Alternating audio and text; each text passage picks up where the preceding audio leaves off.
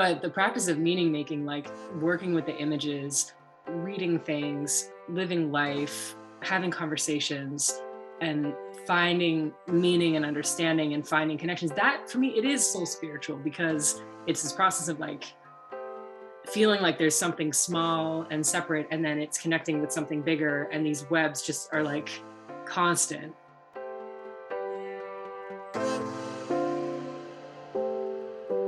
You're listening to the Wisdom for Wellbeing podcast, the show that blends science and heart to bring you evidence-based tips and tricks for cultivating a healthy, wealthy, and meaningful life.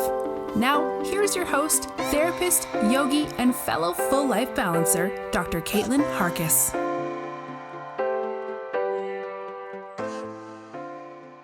Hi there. Welcome to Wisdom for Wellbeing. I am really excited to be talking tarot with you today. Now, this is psychologically informed tarot, and we are interviewing the amazing Jessica Dore, who is the author of Tarot for Change, using the cards for self-care, acceptance, and growth. Jessica is a writer interested in meaning making through symbol and image, with a special focus on Pamela Colman Smith's art in the Rider-Waite Smith Tarot deck. So Tarot for Change was Jessica's first book, and it's a set of reflections on the tarot that draws from the fields of contemporary psychology and behavioral science, among others. And by the New York Times Book Review, which is quite a compliment, it was called a generous, practical, and gently radical book. Her weekly newsletter offerings then braids together ideas from a range of fields, including, but not limited to, psychology, philosophy, mythology, folktales, religion, spirituality, and social work, with the images, characters, and symbols from Smith's art in the Rider-Waite Smith Tarot deck. Now, Jessica holds a master's degree in social work and is licensed as a social worker in Pennsylvania, but she highlights that she's not a therapist. And actually, prior to social work school, she worked for several years in clinical psychology, self-help, and behavioral science book publishing, where she spent time with the founders and developers of acceptance and commitment therapy, what we know as ACT. And what she learned during this time informed much of what went into her book, Tarot for Change, and her other writings. So you're going to hear a lot about Jessica's many interests in today's interview, including her horse riding lessons. But without further ado, I would love to introduce you to Jessica now.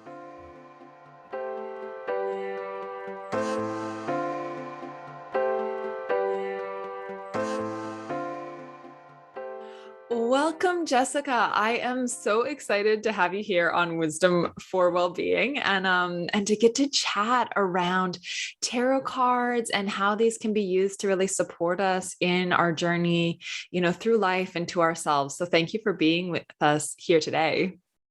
Thank you so much for having me. I'm really excited to talk to you. Yeah. And in truth, so listeners, this is fortunately in a lot of ways, but our second time recording, because I had a huge tech glitch on my end. So we're interested to see how the conversation unfolds in this meeting.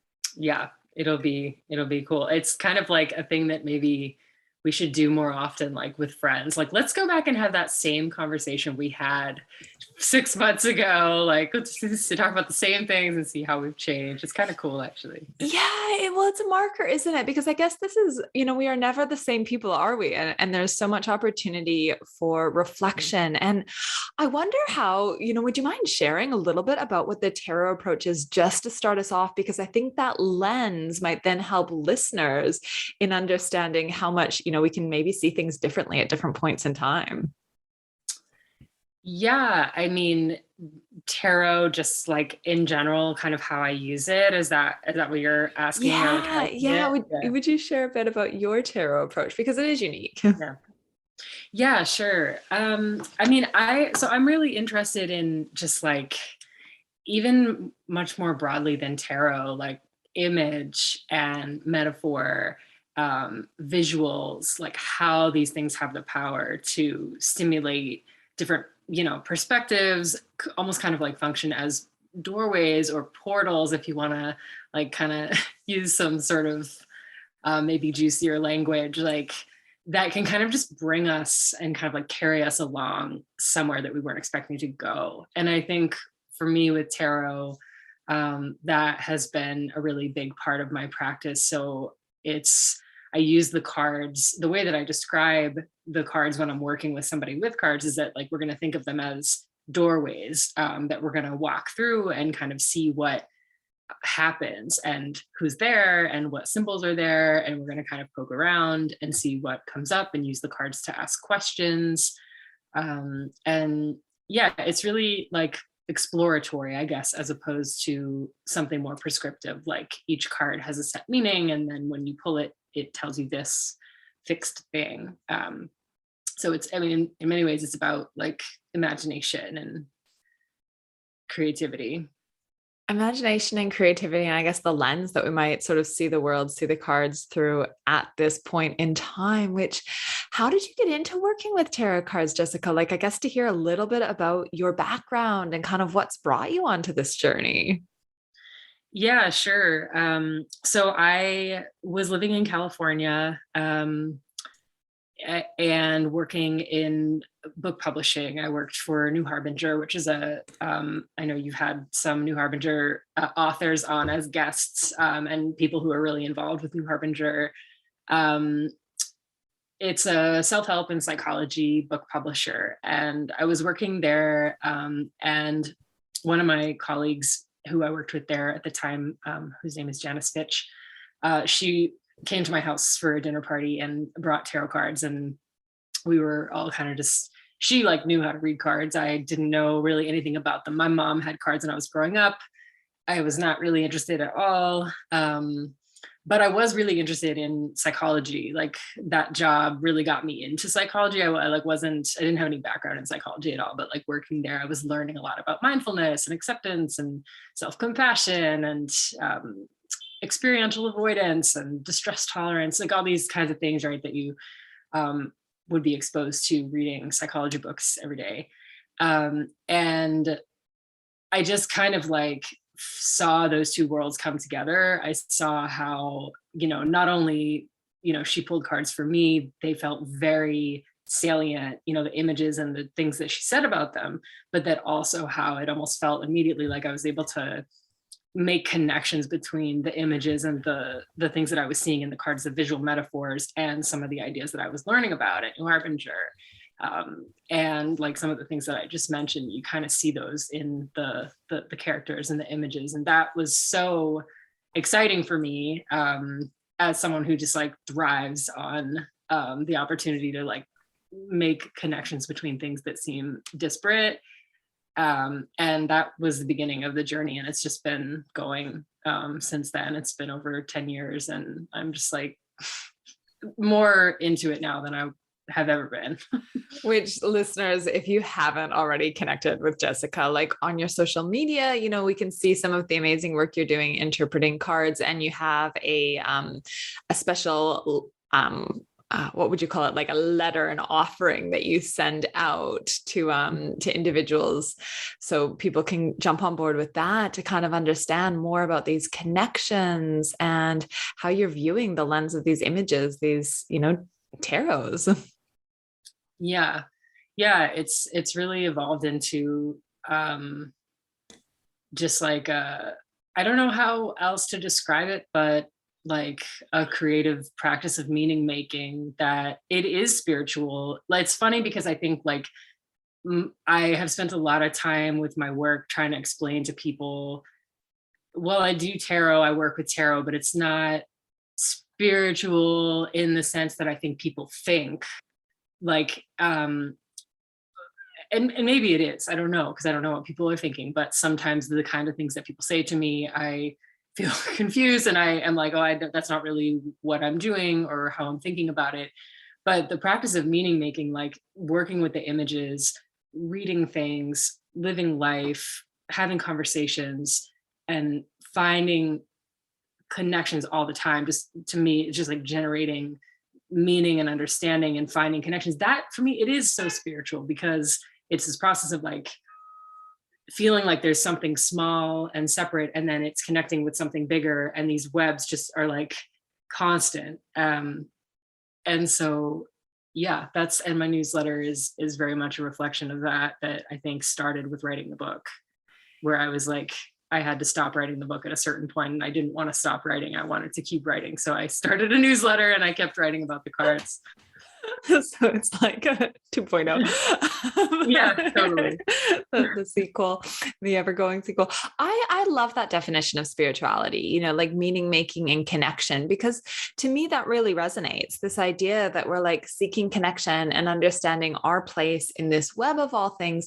And that for some of us, it might come with a specific, like, more prescribed, religious lens of some sorts through which we can see the world and through which we might relate to the cards. And for others, we might not have that, but that doesn't mean that we can't move into a spiritual sense of connectedness in a way that might be secular as well. And I think that's really important for our well-being. We know religious and spiritual connection is important for well-being. And I think it's because it brings us that sense of meaning, and we can make that. Yeah, it's something that I came across this winter since we last spoke was through a class that I was taking with, it's like an online class through Yale, through these two professors I think they're in the Divinity School in the Department of Forestry, which has they have a religion and ecology program. And there was like an intro class that I took online. It's like self-paced, and whatever, but it's with lectures with them and stuff. And they were talking about like the dimensions of religious ecologies. And they talk about these 4 dimensions, which are like orienting, grounding, nurturing, and transforming. And of course, immediately, I guess I shouldn't say of course, but to me, in my mind, immediately, I think of the 4 suits in tarot, right? That the sword is orienting, the pentacle is grounding, the cup is, nurturing or nourishing, and the wand is transforming. And that these are kind of like these 4 dimensions of like spiritual or religious experience. And that for me was so like, I think it helped me ground in like an understanding of how tarot, it really can be very spiritual. You can be working with those energies and orienting yourself, like having a sense of what is going on, what is all this, what are my beliefs, right? And then kind of having the grounding in the material and behavior and the body and your relationships, having the nurturing, which is the cup. And it's kind of like, okay, where do I get my fulfillment and my sustenance? And then of course transforming with the wand is the fire, and it's like that one is all about sort of like doing practices that connect the small self with the greater, and it just totally blew my mind. I almost feel like this is one of those things I'm like, oh, I was just waiting for an opportunity to like say this to someone. So don't really know if relevant to our conversation, but it's like, it's so exciting. And I feel like, oh wow, it's very cool to see, especially people in the academy talking about religion in an academic way, in a way that like really applies to something like tarot that you would not see in an academic setting, and especially not at Yale. I think that's really incredible. And how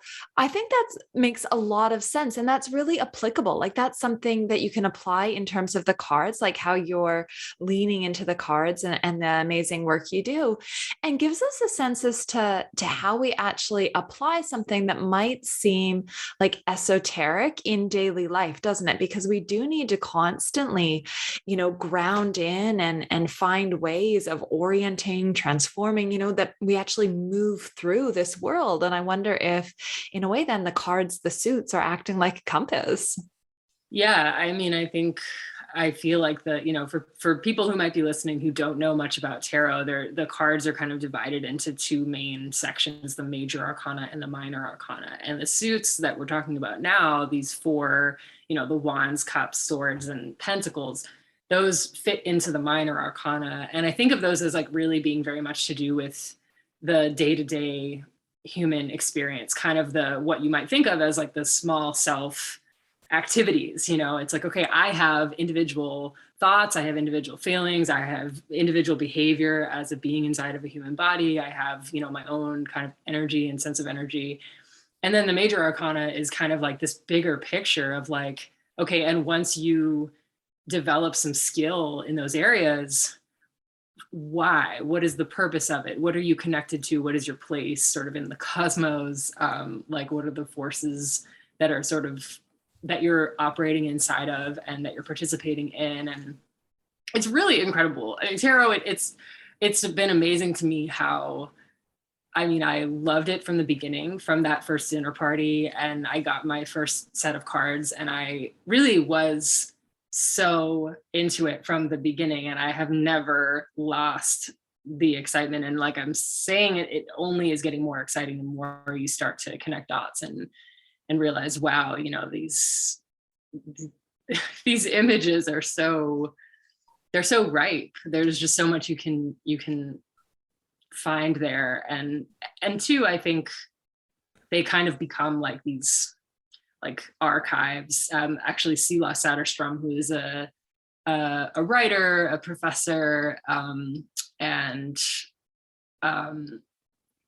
also a diviner, a tarot reader, talks about the major arcana as archives. And kind of, I love that way of thinking about them as sort of like they're almost these files where you learn things through life, and it kind of goes up, that gets tucked into the Chariot folder, that gets tucked into the Empress, you know. And that was very much how I was interacting with the cards from the beginning, just coming across things about psychology and behavior change and just sort of tucking them away inside these images, like mnemonic devices that would help me remember when I needed them. Oh, I love that. And that again just shows this marker of like this continuous evolution transformation that we're in. And then you've got this folder that kind of, I guess, marks time, which can be so useful, almost like coming back, having the conversation. So for listeners who are going, okay, major arcana, minor arcana, tarot cards, would you mind just sharing a little bit about what tarot cards are and their history? Yeah, so I always really like shrink away when people ask me about the history of tarot, because I feel like it's something that it's not an area that I've really like done a lot of diligence in terms of. I think it's kind of like a complicated history, and like all history, it's like it has to do with class struggle, and it has to do with politics and power. And so even what we think of as kind of like the authorized history of tarot, that like people will say like 15th century Italy, that is where we see the first deck that looks like the contemporary decks, where you have the major arcana, minor arcana. But it's like that was like a wealthy Italian, family that like commissioned an artist to make this deck. So where did they get the idea for that? Like, did that come from, right? There's a lot of persecution too of people like the Roma in the Mediterranean who are like using tarot cards, doing divination, doing fortune telling, who are being persecuted, where these practices are illegal. So I think it's like a messy history. I'm sharing a little bit of what I know about it. But I think at least in the last century, you see people using the cards in more of like a therapeutic or a psychological way. It becomes a little bit less about the occult and the esoteric, not for everyone, but like for maybe more popular audiences who are interested in using the cards to explore, to get to know themselves. So yeah, and I guess one other thing that I would share too is that there's like also this use of the cards as like playing cards. The family in 15th century Italy, as far as I understand, like commissioned the artists to make these cards to use to play games. And so it's like there's playing games, then there's using the cards for divination and fortune telling, then there's like using the cards as like for occult purposes, like sort of believing that they have tucked inside of them like sacred wisdom of the ancients that like just needs to be engaged with and can be unlocked. And then there's sort of like maybe more of a popular contemporary use, which is like pulling cards and like talking about your feelings, which is much more the camp that I belong cool. to. So it's more like when people say something that might sound a bit more like esoteric or something, and you're like, oh, that's not quite what I do. It might be in reference back to some of these these uses past, but more and more we're leaning into how we can use these cards, or at least you're leaning into how we can use these cards to kind of as a way of talking about feelings and where someone's at, and as, archives for transformation in one's life journey along the way. So we can understand a bit more about, how you might do a reading, or how someone might use the cards to do the reading, sort of based on the work that you've done. Jessica, could you give us just like a little bit of an overview as to how that might look like? Is it just a case of pulling a card and reflecting, or how would you go about it? Yeah. So, I think there's a few kind of like main contexts that I have experience with, which I can speak to. One is like, of course, just a personal practice, and that may be most interesting to listeners who maybe have never worked with tarot and are like, oh, this is so interesting. Maybe I'm going to get a deck. And that is, to me, the way that I started was I picked a time of the day. For me, it was like before I went to sleep and in the morning, which are both times that I'm like reflecting, journaling. I would pull a card, and then I would sort of like look up meanings. I had a couple of books. I would look online and just like find things that resonated with me, and then I might journal about it, or I might just like think about it and go to sleep and see what dreams I have, like whatever that is, but just kind of like connecting in a regular way with the images and seeing what happens. Then there's like one-on-one work, which is like something that I did later, where I started doing like professional tarot readings.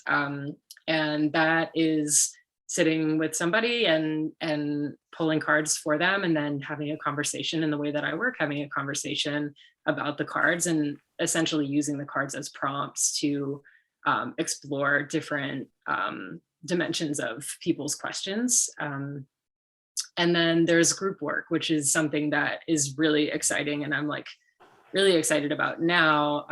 And actually, I think I kind of started becoming interested in that while I was a graduate student in social work school, working in an eating disorder clinic as an intern. And I was running groups there, and there were people who were in the program that were into tarot. And when it kind of came out that I was into tarot and they were into tarot, it was like, oh, cool, let's do a process group with tarot cards. And so we did a few, and they were really great, like just seeing how people were able to connect their experiences with the cards with recovery. It was something really different from what they'd been doing. It wasn't a DVT group. It wasn't a classic, like, values clarification or something, and not to like diminish the value of those things. Obviously they are really important, but I think when you're in something like a partial hospitalization program, those groups can get a little maybe monotonous, or even for therapists, like, oh God, what group are we going to do? We got to do something interesting, mix it up. And tarot was like ready to like jump in there, and people really loved it.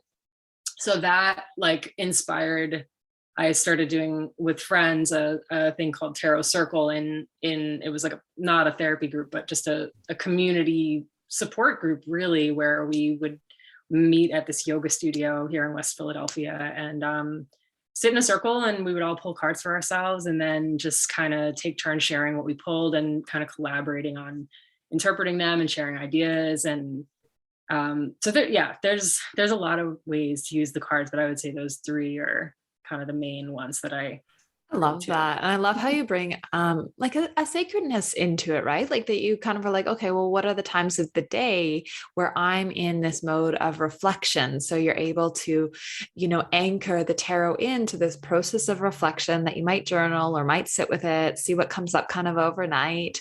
And then, holding that space when you're with someone, kind of talking through, reflecting. And I think, healing transformation when done with another, it's a different process, isn't it, as well? And then anchoring into a circle, my goodness, and I kind of think back to what we were talking about earlier in terms of religious or spiritual impacts in terms of well-being. And I'm aware that there's been some research that's found that people who attend like weekly religious services will live an average of 7 years more than others. And I wonder if some of it is like that regular social connection, that sense that is unfolded when we come together. So how powerful to perhaps, as an adjunct to what someone might be doing in their religious life, or as a way of cultivating this sense of connectedness, coming together in circle, not knowing kind of the inner details. Like my mind is kind of going, wow, like that could be incredibly powerful on many levels. I totally agree. And I think now more than ever, 2 years into the pandemic, people are just really, and it was this way before too, like just people are isolated. And I think, people in like our generations, like are maybe not necessarily, feeling comfortable or resonating with religious community or organized religion in the same way that previous generations were. And so, to be able to go into a group and use tarot or astrology or things that really are interesting and cool and different, and where you can, I think one of the things that is so awesome about tarot and astrology is that they're participatory. Like I think it's pretty easy to understand that the interpretation and the right to interpret belongs to the people, the folks, the common. And that is different from, I think, with something like religion, where there's scripture, there are authorities who will interpret things and tell you what things mean. And I've come across that a lot with tarot. Like when I, used to do daily cards on Twitter, and I did that for several years. And every once in a while I would get people who would say, well, that's not what that card means. How did you, I would do like a little caption for a poll each day. And they were usually like somewhat related maybe to some, like classic, whatever that means, interpretation of the card. But a lot of times it was like I was riffing and I was going with things that connections that I personally was making or seeing in my life or with people that I knew. And I was very like resolved that like, no, like at first I'm like, oh God, am I doing something wrong? That's kind of my tendency to feel like, oh, I'm doing something bad. Should I be ashamed? And then realizing, no, this is symbols are meant to be interpreted. Their meanings compound over time. That's the way it is. And I think it's really, really important for people to like know that like we're allowed to make meaning for ourselves that serves our communities and the issues that we face and deal with, instead of always needing other people to tell us, here's the book of what the cards mean, or here's a book of whatever it is means. So yeah, there's a ton of ways in which group work with something like tarot can be incredibly powerful, not only for learning, some of those more self-help type things, like in our tarot circle, like I said, it wasn't a therapy group, but a lot of the people in the group were in therapy. And so people would share, oh, my therapist taught me to do this, or, and that way we're doing skill share in a way as well with peers. But also just having this like broader experience of beyond the minor arcana stuff, the sort of individual day-to-day and into the major arcana stuff, which is like, I belong to something bigger than just myself. And there's a larger reason for me to be understanding my thoughts, feelings, and behavior and energy than simply, whatever personally, determined, defined values I might have identified as mattering. Like there's more to it. And that is like, it's so exciting. Yeah, exciting and powerful and transformative and connecting. Like it's all the things, isn't it, Jessica? And as you said, like in our culture right now, like in a way, I think we're looking for that sense of connection and a place where we fit and a place that is empowering, because maybe when we look to some of the things that have unfolded in the past, we maybe don't feel that that subscribing to a specific dogma fits for where we're at and how we choose to be in this world. And this sounds really powerful in terms of a different lens, a different way of relating that is still connecting and transformative. In terms of transformation. You obviously have an amazing offering, Tarot for Change, your wonderful book, and the ongoing version that listeners can access by way of your offerings. Would you mind just perhaps talking us through a card as we kind of move to conclude today? Would that be possible? Do you have cards? Yeah. If you want to pull a card and we can talk about it together, that would be great. This is going to be very exciting. Then let's see. Do we have like a guiding, like, do we have like a query, or we just want to pull a card just for the card's sake, which is totally cool. I'm into that too. I guess the query could maybe be around like listeners taking action, and what they might lean into today, like after kind of listening this podcast, as they, pull out their earbuds or kind of move on with whatever they're doing. Maybe what's pulled, the lens might be kind of like supporting them in their day, in their, next unfolding. Is that Totally. Anchoring enough? Cool.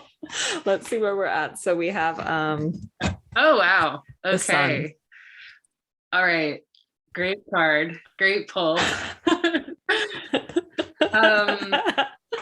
Yeah. So I guess like the first thing that I would do working with the card is like just kind of looking at the image, really like sitting with and looking at the image. And I think it almost gets harder the more you know about the cards, because you have to like really challenge yourself not to just go for the preset associations or interpretations, like, oh, the sun means freedom and like joy, and sure, like it totally can, but then like really just like sitting with it in a moment is like such a practice. So I would say that like that's the first thing that is coming up for me with this card, because I think it is one of those cards that's very evocative, the sun. And talking a little bit about what is on the card, there's a sun, of course, with a face, and then there's our sunflowers, and there's a baby, a naked baby riding a white horse, and there's no saddle, no reins, and the baby's like arms and legs are like out, like almost like a starfish. And what that image brings up for me, like just to give an example of how you might make an association with an image, I've been taking horseback riding lessons for the last like year and a half, and I sometimes have to do this thing. I say have to because I don't really like doing it, where my teacher like invites me to, let go of the reins, take my feet out of the stirrups, and just focus only on, like my seat, like grounding on the horse's body without having anything to hold on to. And I always think of that now, since I've been doing that, when I look at that sun card, because I'm like, for that baby to be on that horse in that position, they must be really centered. Like they must be really centered in whatever part of their body, like really, like if you think of like if you practice yoga or like a seated meditation where you're like really in your pelvis, like in your sitting bones, like that baby is really grounded in that. They're like really connected.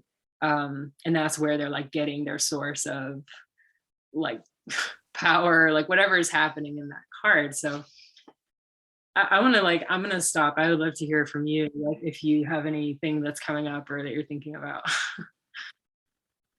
I love that. And I wonder if too, like this idea of not having ridden a horse myself. I once rode a mule as a child on a horseback. They ran out of horses, I guess.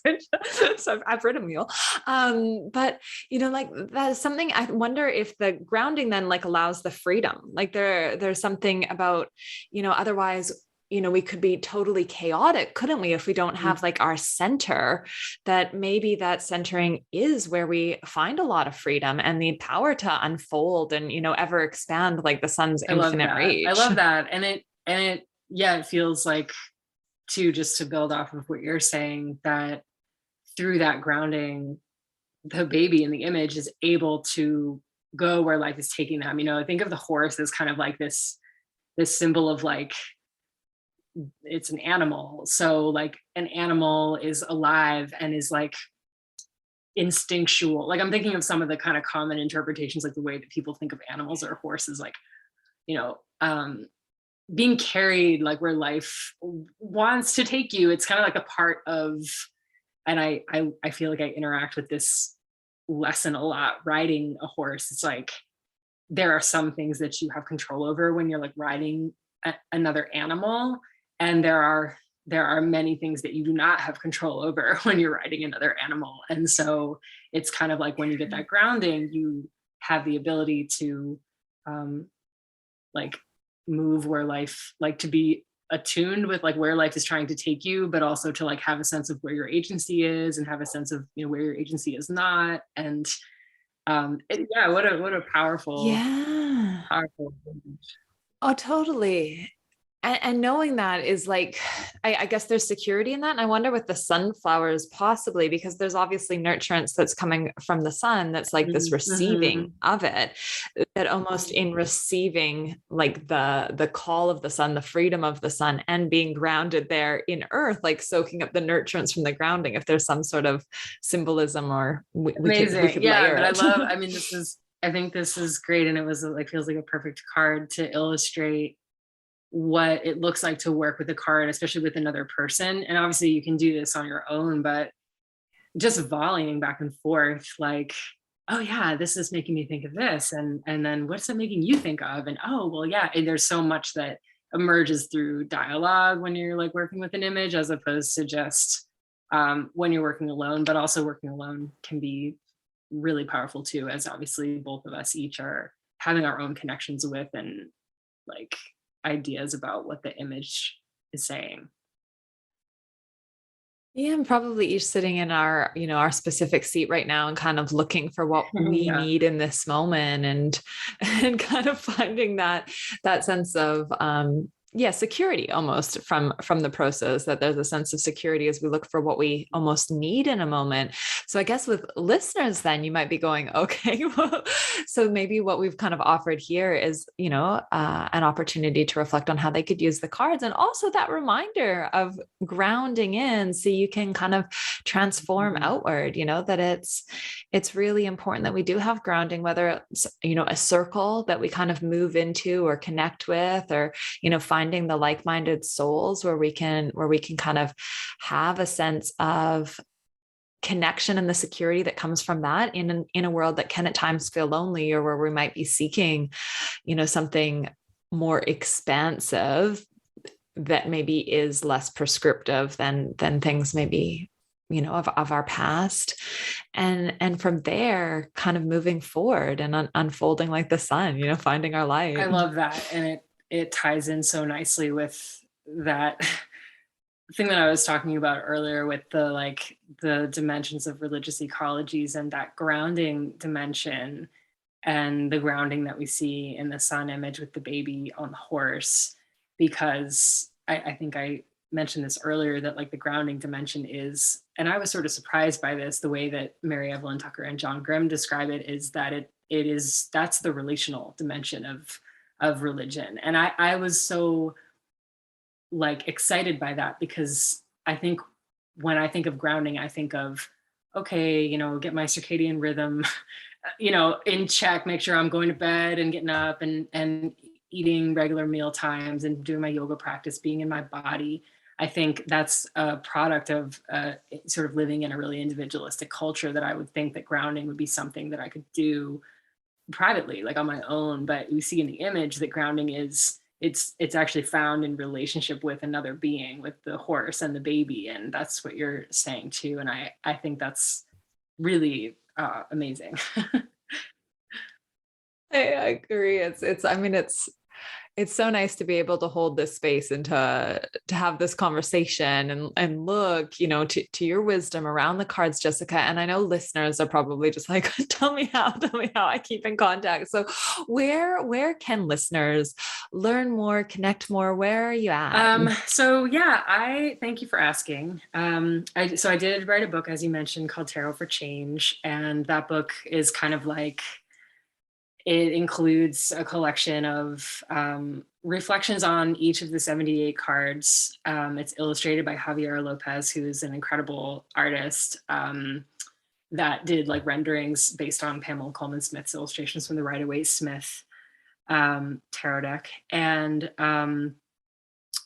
the book also has like just kind of like an introduction of like my story, but also introduction of like how to start a tarot practice and that sort of thing. So I would say like that's one thing. And then, I mean, I'm on the internet, I'm on social media. I have Twitter and Instagram. My handles are the Jessica Dore. And then my main thing right now is my offerings, as you mentioned, it's a newsletter, and I have a weekly offering and a monthly offering. And the monthly offerings I've been doing since 2016. And then last summer started making them weekly as part of like a paid Substack thing. So it's like $5 a month. You subscribe, you can get it. And it's like just me like writing essays about ideas and weaving them together with the cards and psychology and religion and just various things that I'm interested in. And the monthly one is free, so you don't have to pay to get it, but you can sign up there on Substack. And there's a link to that on my website, jessicadore.com. But you can like Google it too. I don't know. I'll put it in the show notes as well so that it's easy access, listeners. So I'll put the links to Jessica's socials, to her book, as well as to her website and Substack there so that it's easy. And, I guess we want to support people in their change too, right? And your offerings are so rich. And it is, as you said, weaving, like it's wonderful weaving of worlds. And I think it brings this sacredness to it in a really modern and reflective, psychologically informed manner. And I really appreciate it, Jessica. And this conversation has been incredibly enriching and wonderful. So thank you so much for your time and your space. Yeah, thank today. you. Thank you for your kind words and for inviting me to talk. And yeah, I'm kind of glad that we got to talk a second time because it feels like the winter was kind of a good it was a good time to just, it was the last time we talked for those listening was right around the time my book came out, and I was like pretty tightly wound. And so I'm feeling like much more relaxed, and this conversation has been really, really lovely. Well, thank you so much for saying that. And yeah, I think a nice reminder that sometimes where errors, where challenges unfold, there can be really beautiful results. So perhaps a reminder for us all.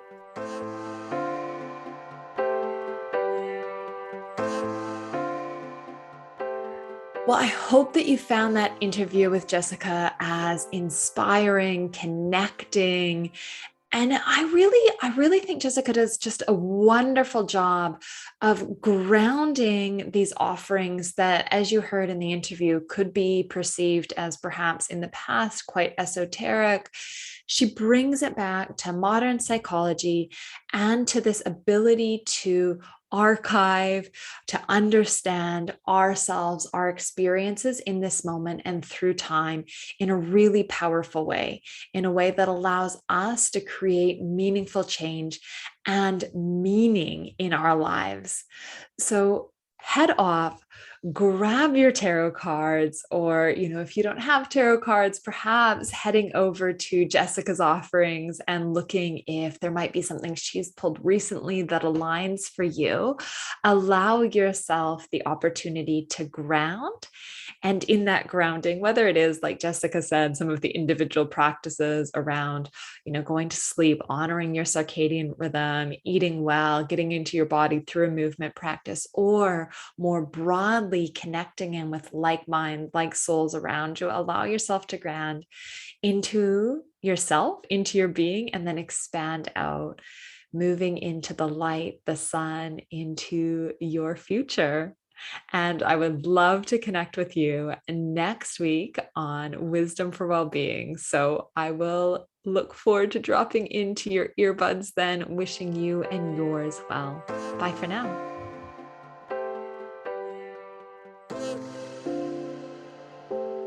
Thanks for joining us this week on the Wisdom for Wellbeing podcast. Please visit drcaitlin.com to connect, find show notes, other episodes, and to subscribe. While you're at it, if you find value in the show, we'd appreciate a rating, or perhaps simply tell a friend about the show. Wisdom for Wellbeing is not a substitute for professional, individualized mental health treatment. If you are in crisis, please contact 000, your local emergency number if you are outside of Australia, or attend your local hospital ED.